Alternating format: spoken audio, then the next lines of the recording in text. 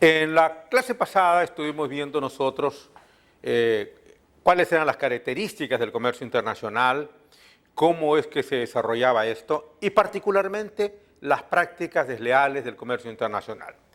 Estas referidas como prácticas del comercio habitual que no tienen la connotación de delitos, que no tienen también la calificación de faltas, pero que sí es una práctica desleal cuando estamos hablando de un comercio libre.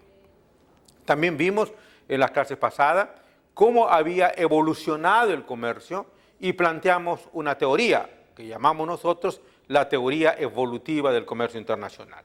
Pues bien, iniciadas las relaciones comerciales, esta se realiza a través de un mecanismo que es primero la negociación comercial y luego la contratación. Pues bien, hoy día vamos a entrar al campo de la contratación para a partir de ello poder nosotros determinar cuáles son los puntos de transmisión del riesgo y luego de qué manera este contrato y los puntos de transmisión del riesgo tienen incidencia en estas prácticas desleales, particularmente el dumping y las subvenciones. Pues bien, entonces vamos a referirnos hoy día pues a la compraventa internacional. Todo el comercio internacional y todas las prácticas que estamos nosotros conversando y que lo hemos venido haciendo desde 2 sesiones anteriores, tienen un impacto en el derecho, que duda cabe, más aún cuando este impacto se origina por la interactuación de operadores pertenecientes a diferentes sistemas jurídicos. Sistema jurídico del common law, sistema jurídico latino, sistema jurídico musulmán, sistema jurídico socialista. Entonces hay evidentemente, no necesito demostrarlo, un impacto en los sistemas y en las prácticas comerciales en el mundo del derecho. De verdad, el derecho más que es como una consecuencia de la realidad. Y si esa realidad está marcada por aspectos comerciales, evidentemente esa realidad va a crear nuevas formas jurídicas, nuevos elementos jurídicos. Estos sistemas jurídicos tienen una particular influencia del sistema del common law. El common law es un sistema basado en la costumbre y basado en la jurisprudencia. Estos impactan en el campo del derecho e impactan en las relaciones internacionales porque traen nuevas categorías. La categoría de la razonabilidad, la categoría de la imprevisión, la categoría luego del daño efectivo.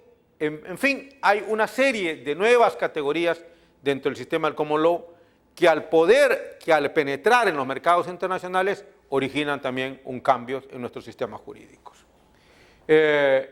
Vamos entonces a ver qué elementos involucran una contratación. Cuando estamos hablando de comercio internacional, estamos refiriéndonos al traslado de mercaderías de un país a otro. Aquí marcamos la primera gran diferencia entre una compraventa doméstica en nuestro territorio a una compraventa internacional. En el primer caso, no hay ningún problema del traslado de la mercadería. Yo voy a una tienda, compro una mercadería y me la llevo bajo el brazo. Pero cuando estamos hablando de una operación internacional, hay un traslado a miles de kilómetros de distancia entre el vendedor y el comprador. Esa larga distancia entre los dos actores de la compraventa internacional, desde ya nos dice que hay 2 aspectos nuevos. Uno es el envase y otro el embalaje. La mercadería ya no se traslada debajo del brazo. La mercadería se va a trasladar en un barco, en un avión o en un ferrocarril. Y eso obliga al vendedor a tener particular cuidado en el envase y el embalaje. Circunstancia que no era necesario si es que estamos hablando nosotros de una compraventa doméstica. Esta es la primera apreciación fáctica. La segunda es que las partes, lógicamente, domicilan en estados diferentes. Unos están en el Perú y otros están en el resto del mundo. Y al estar las partes en lugares distintos, ¿qué es lo que surge entre ellas? Surge una duda natural. El vendedor tiene un gran temor. ¿Cuál es el temor? El temor es que le paguen o no le paguen.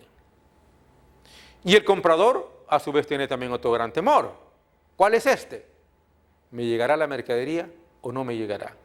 Y si me llega, ¿llegará en las condiciones en que la he comprado o no?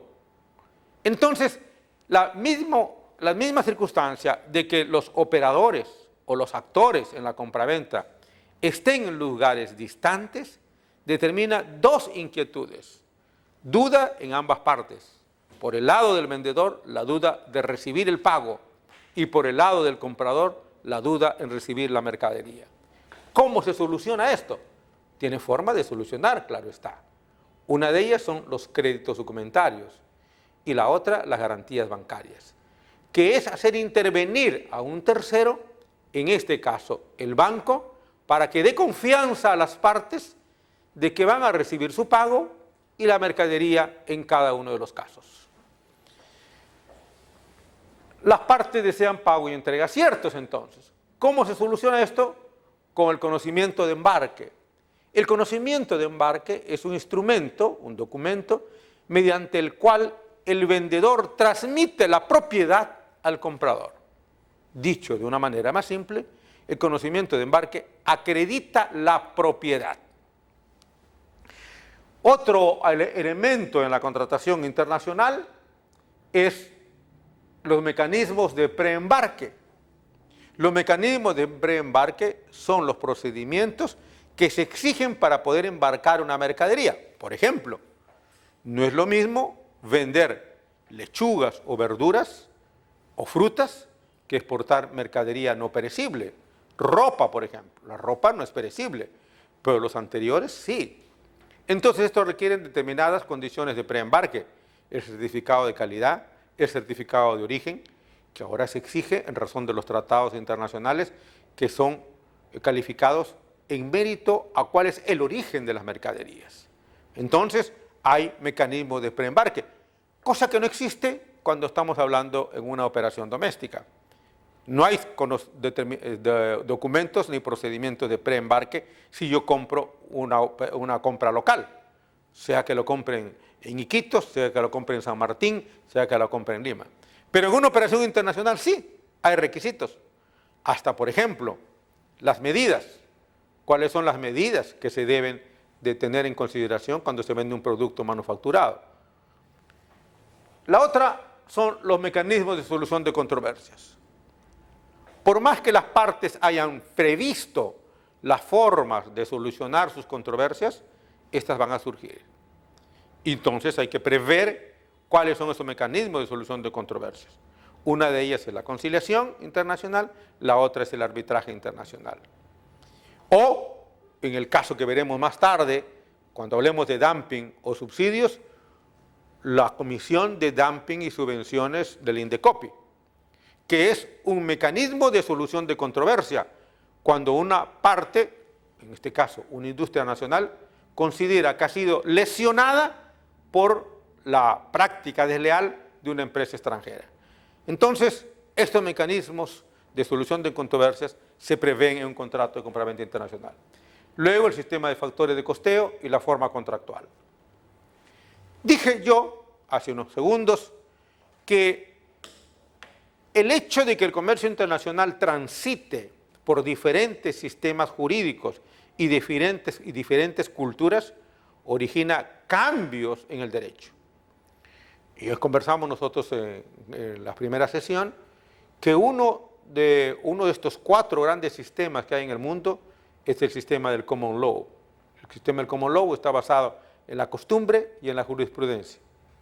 En cambio, el sistema nuestro, el sistema latino, está basado en la ley escrita. Lo que no está escrito, no existe.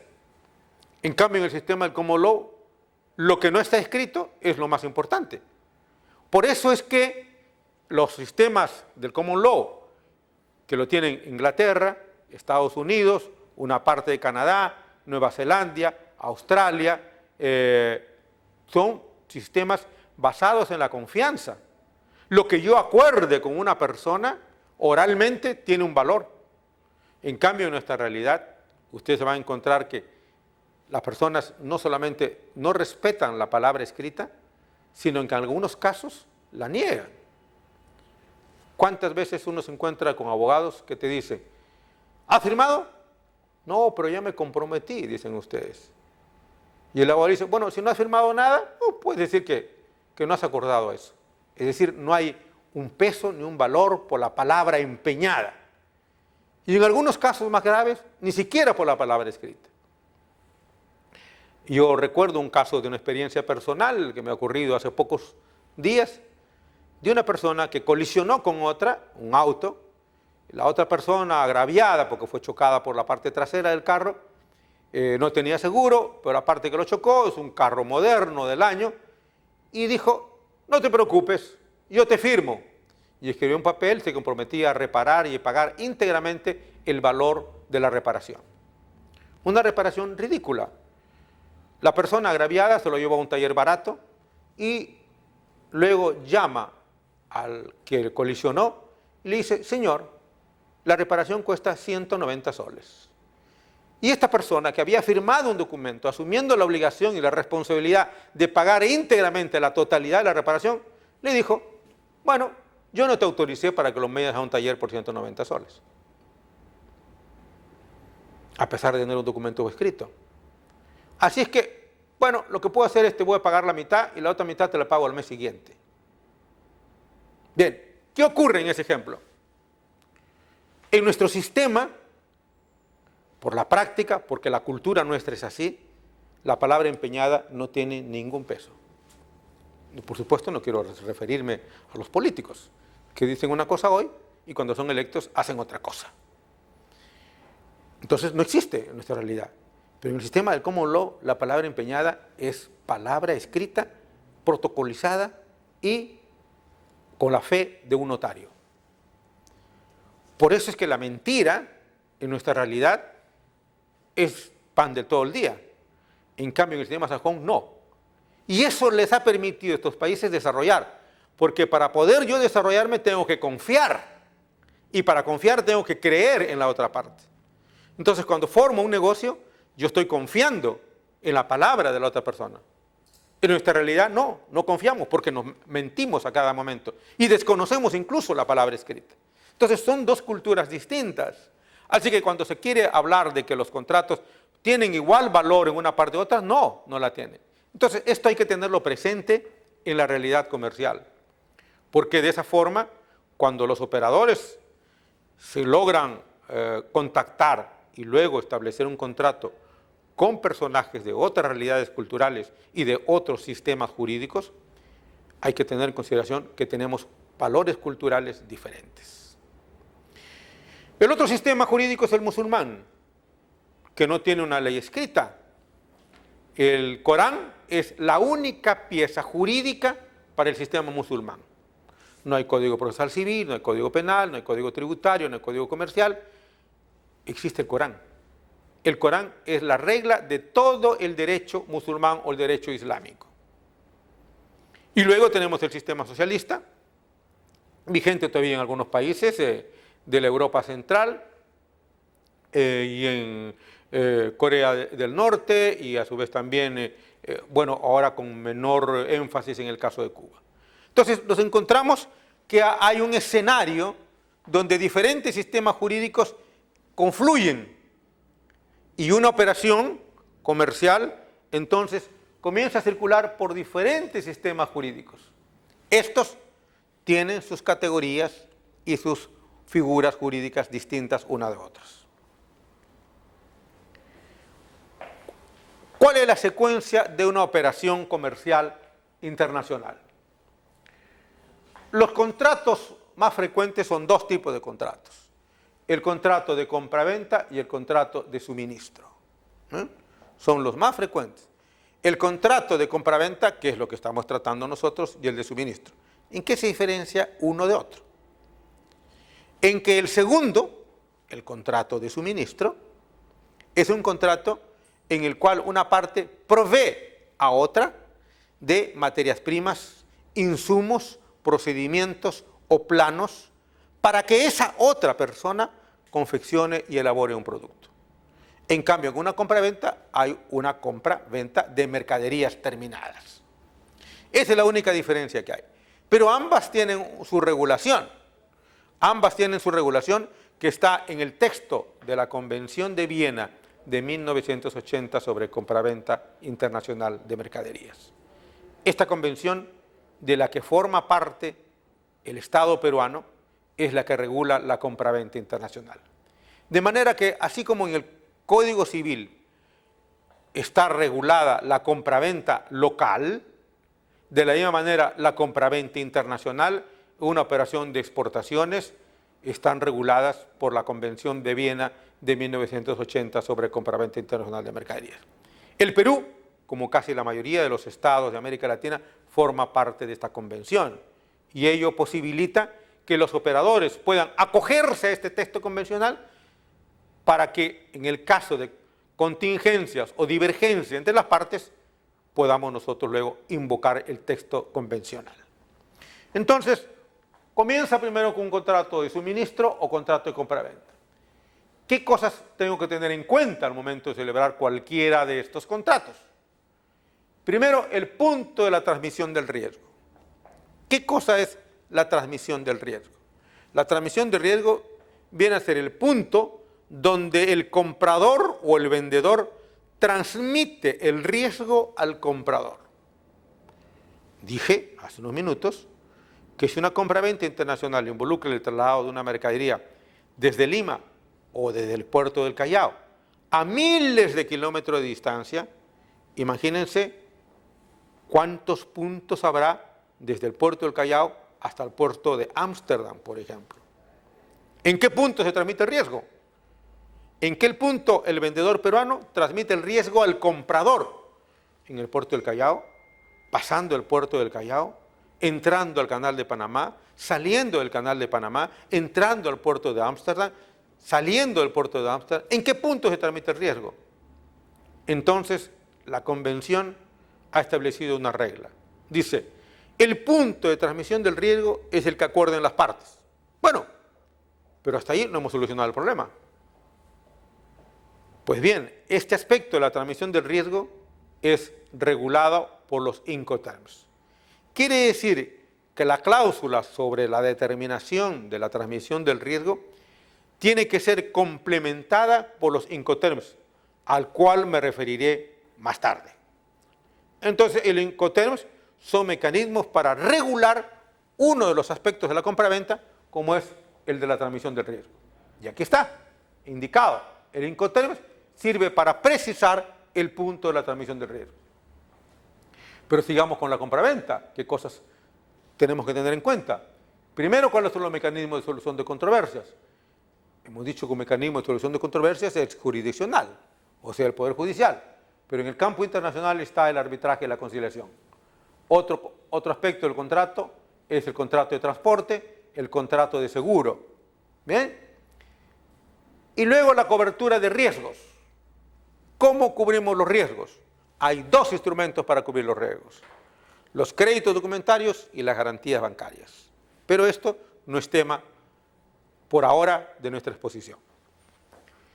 Sigamos con la compraventa. La compraventa luego más tarde tiene que determinarse los canales de distribución, cuál es la inversión extranjera directa, la excelencia estratégica, que son consideraciones que no corresponden a la materia que estamos desarrollando. Pues bien, todo proceso de contratación internacional involucra tres grandes etapas. La primera etapa es la negociación. Es la fase en la cual las partes están poniéndose de acuerdo. Luego viene la etapa de la contratación y luego viene la etapa de la administración. Es decir, cuando estamos hablando de contratación, esta es una de las etapas de una operación internacional. La primera es negociar, es decir, ¿cómo me pongo de acuerdo? Para eso, por ejemplo, existen las misiones comerciales, las rondas de negocios. Y después de ello viene la etapa de la contratación, que es la formalización de la compraventa. Y finalmente la administración, sobre la cual nosotros no mencionaremos.